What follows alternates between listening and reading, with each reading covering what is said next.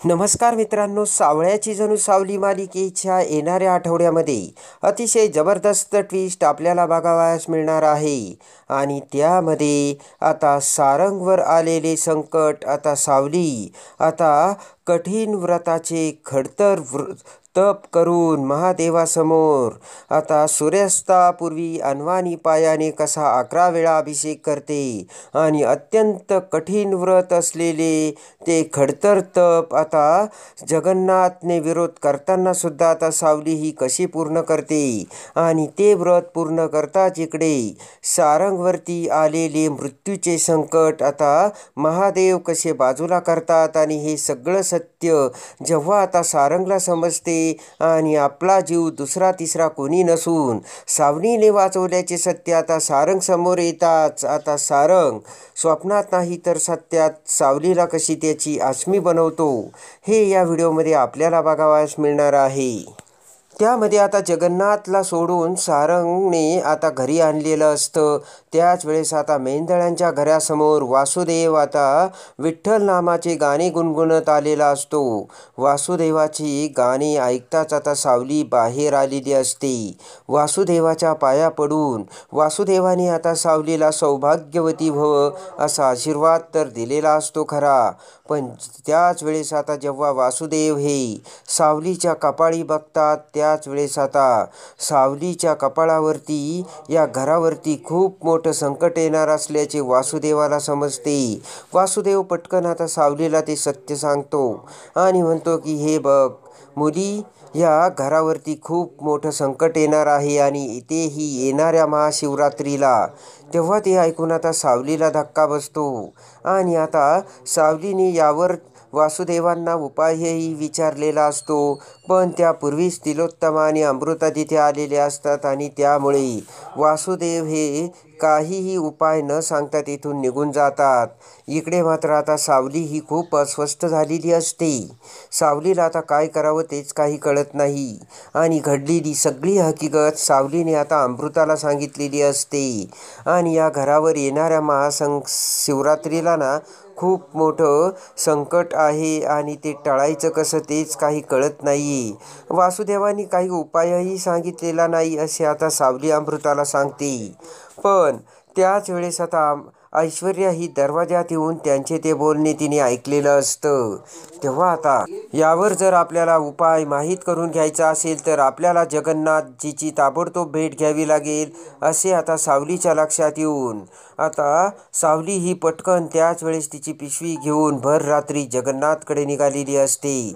इकडे आता ऐश्वर्या म्हणते की काही जरी झालं ना तरी सुद्धा आता या सावलीचा पाठलाग करायला हवा आणि ही सावली कुठे चालली हे बघायलाच हवं. आता ऐश्वर्या देखील सावलीच्या पाठलागावरती गेलेली असते. इकडे आता ॲटो रिक्षातून सावली ही जगन्नाथकडे येते आणि जगन्नाथला आता सावली एवढ्या रात्री आल्यामुळे धक्का बसलेला असतो आणि सावली आल्याचे कारण आता जगन्नाथने विचारताच आता सावली ही वासुदेव घरी येऊन घडलेली सगळी हकीकत आता जगन्नाथला सांगते.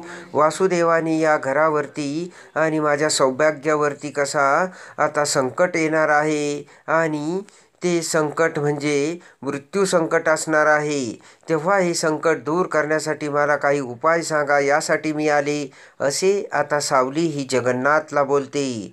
आणि ते ऐकताच आता अगोदरच जगन्नाथने सारंगची पत्रिका बघितलेली असते आणि सगळी सारंगची जन्मकुंडली आणि जन्मपत्रिका बघून सारंगवरती मृत्यूयोग आल्याचे आता अगोदर जगन्नाथला देखील समजलेलं असतं.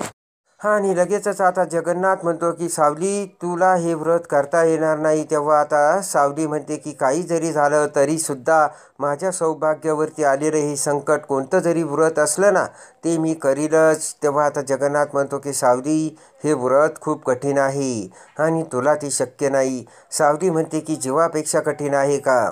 माझ्या जीवावरती जरी आलं तरी मी सारंग सरांना वाचवणारच.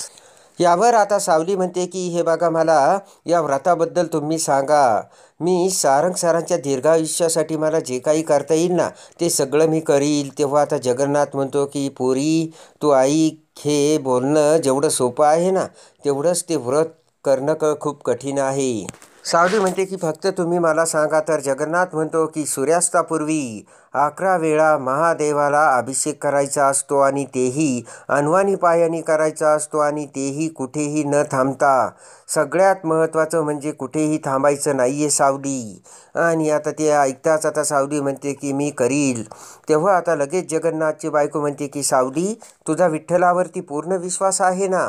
आणि तेवढ्यात आता जगन्नाथची बायको म्हणते की तुझा विठ्ठलावरती पूर्ण विश्वास आहे सावली, म्हणून मला खात्री आहे तू हे व्रत पूर्ण खात्रीने पार पाडशील आणि तेही अगदी सहज. तेवढ्यात आता जगन्नाथ उठून बाजूला जात म्हणतो की पण सावली हे व्रत करू शकत नाही. मी सांगतो सावलीने हे व्रत करायचं नाहीये. तेव्हा सावली आणि जगन्नाथची बायको आता जगन्नाथकडे बघतात. तेव्हा आता जगन्नाथची बायको म्हणते का? तर आता जगन्नाथ म्हणतो की जर सावलीकडून हे व्रत पूर्ण झालं नाही तर महादेवाचा कोप होऊन सावलीच्या सुद्धा जीवाला धोका आहे. तर आता सावली म्हणते की माझ्या सौभाग्यासाठी आणि सारंग सरांच्या दीर्घायुष्यासाठी काही जरी झालं तरी मी हे व्रत करीलच असे म्हणत आता सावलीने पण केलेला असतो. आणि आता ठरल्याप्रमाणे अमृताकडे येऊन सावली अमृताला सगळी हकीकत सांगते. तेव्हा अमृता आणि सावली मोठे आता भयानक एकच काम करतात. आणि आता अमृताने सुद्धा आता सावलीला व्रत करण्यासाठी होकार दिलेला असतो, कारण सारंगच्या जीवाचा प्रश्न असतो. इकडे आता सारंग हा घरातून बाहेर पडलेला असतो. तर इकडे आता सूर्यास्त होण्याच्या अगोदरच आता भर रात्री सावली आणि अमृता हे महादेवाच्या मंदिरात आलेले असतात आणि व्रताची सगळी तयारी करून आता अखेर सावलीने व्रताला सुरुवात केलेली असते. तर इकडे त्याच वेळेस आता सारंग जन्मपत्रिकेतील त्या वेळेनुसार आता सारंगवरती अखेर ते संकट आता समोर येऊन टपून बसलेलं असतं.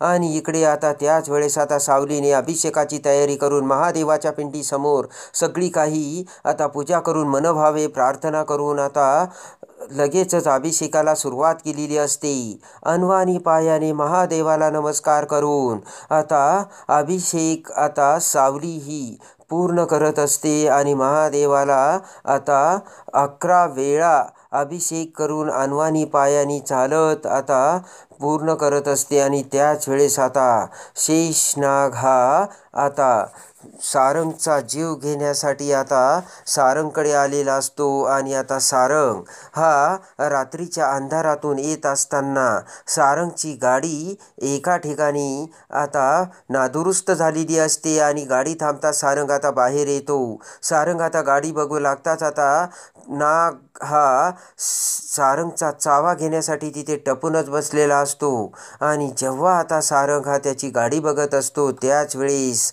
आता नाग हा सारंगच्या पायाजवळ येतो.